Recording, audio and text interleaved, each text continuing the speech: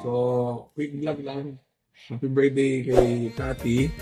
Uh, nandito kami para mag-celebrate ng birthday na February 7 po siya. So, sabi ni Baby lang daw 3 minutes lang yung vlog para masend niya yung video dyan sa Pilipinas. Alright? Right. So, quick vlog, race number 1. Agad, autumn shower, question de labas. Pag dinabas, nanalo. Pag pinatalo, aray ko, Melendez. Second choice, right or wrong. May buti na yan.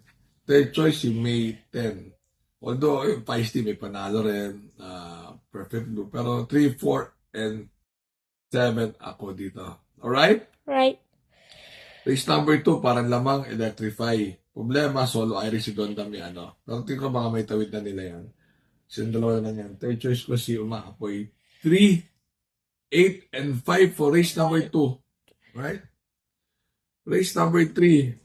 Tricky race, pero dito ako sa mga patataas pa kasi iba pababae na.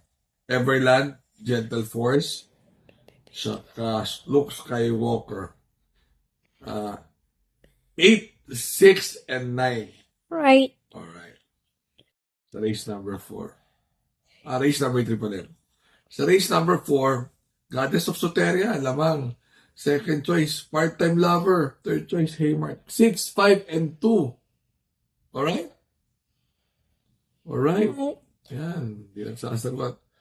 Race number 5, mabilis na lang. Easy way. Pag binahe, talo para si, ang tatalo, Batang Kangkalu, tsaka back page. 3, 2, and 4. Alright. Yan, kaya matapos ka agad. Race number 6, Calculus magaling. Pag binahe, talo. Pag linaban, malaki panalo kasi napupunto po ngayon. Second choice, Red Queen. Third choice ay si